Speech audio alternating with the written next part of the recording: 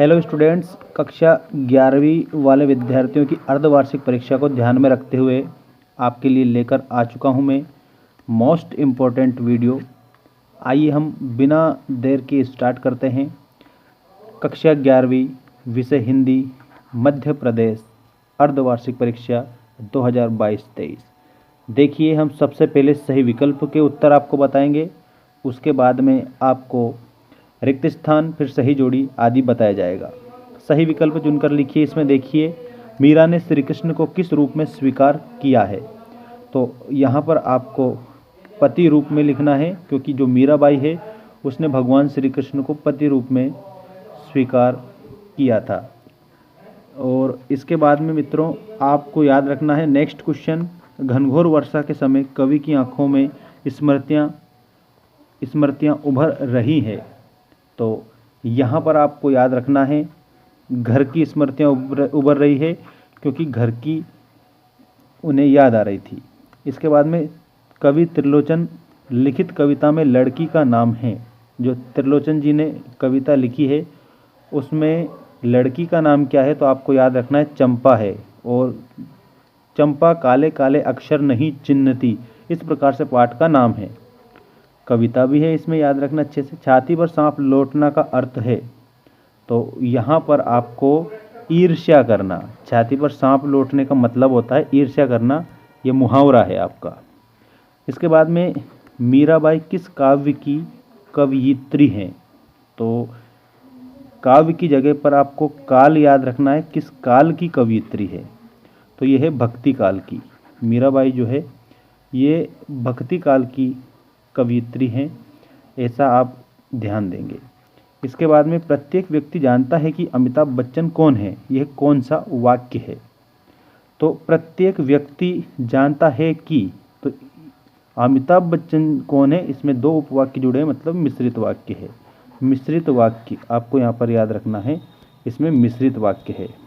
और अब इसके बाद में नेक्स्ट ये आपका क्वेश्चन, रिक्त स्थानों की पूर्ति कीजिए। इसका हल देखिएगा। अलोपीदीन ने होकर वंशीधर को गले लगा लिया, तो आप इसमें लिखेंगे प्रफुल्लित होकर गले लगा लिया था। किसने लगा लिया था? वंशीधर को अलोपीदीन ने। इसके बाद भारत माता में लेख में एक जलसे से दूसरे जलसे में भाषण देते थे, कौन देते थे? तो पंडित जवाहरलाल नेहरू। एक बार शिव शंभू के थी, तो आप क्या लिखेंगे? शिव शंभू के थी, तो इसमें दो गायें, खाली स्थान में आप लिखेंगे दो गायें थी, क्योंकि उनके दो गाय थी। इस प्रकार से पंडित अलोपीदीन का पर अखंड विश्वास था। किस पर अखंड विश्वास था? तो लक्ष्मी पर उनका अखंड विश्वास था पंडित अलोपीदीन का। इसके बाद रजनी आंटी तो है उसकी, तो याद रखना रजनी आंटी तो हीरो है उसकी। इस प्रकार से आप इसे याद रखेंगे। जो ज्ञात नहीं का अर्थ है, तो जो ज्ञात नहीं होता है उसके लिए यूज होता है अज्ञात। मुंशी प्रेमचंद का मूल नाम, तो आप याद रखेंगे धनपत राय। धनपत राय, मुंशी प्रेमचंद का मूल नाम धनपत राय। इसके बाद में सही जोड़ी बनाइए। देखिएगा, ये मैं जूम कर देता हूँ, अच्छे से आपको समझ आ जाएगा। श्रृंगार रस का स्थायी भाव, तो ऑप्शन नंबर सी में दे रखा है रति। श्रृंगार रस का स्थायी भाव रति होता है। अलंकार एक है, तो अलंकार का मतलब होता है आभूषण। तो ये एफ वाले ऑप्शन पर जाएंगे आप। अलंकार का मतलब होता है आभूषण, ठीक है, आभूषण या गहना। शब्द शक्ति के प्रकार हैं, तो शब्द शक्ति के कितने प्रकार हैं?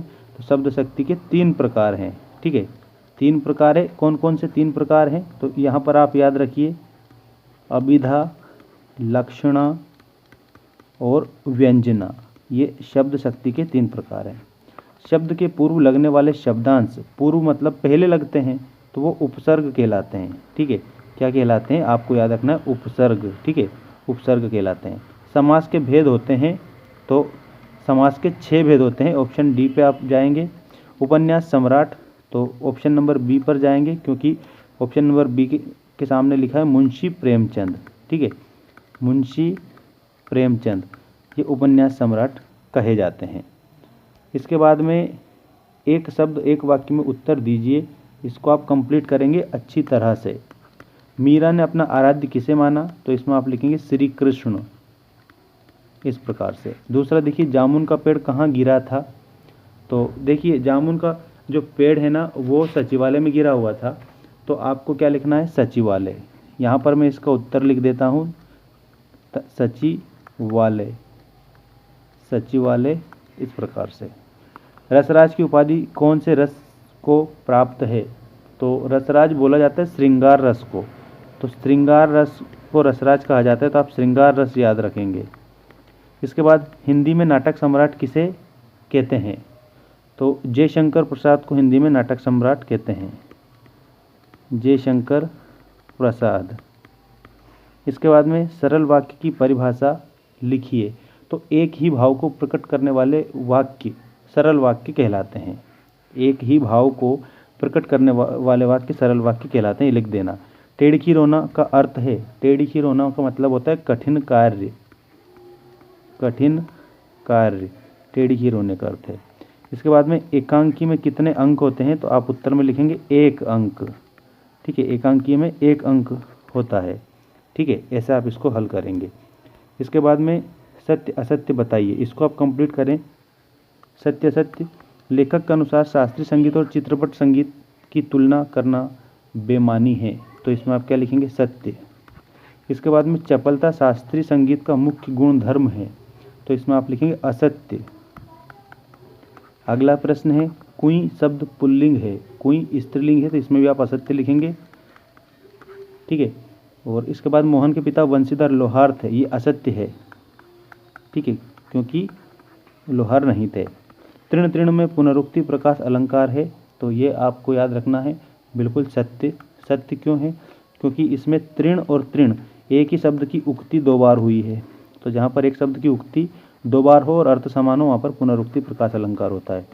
इसके बाद में संयुक्त वाक्य में योजक शब्द और किंतु परंतु आदि लगते हैं, तो आप इसमें याद रखेंगे सत्य। योजक शब्द भी लगते हैं, जैसे मान लीजिए, जैसे मैं आपको यहाँ बता देता हूँ, माता पिता, तो यहाँ पर ये जो चिन्ह आपको दिखाई दे रहा है, ये योजक चिन्ह है।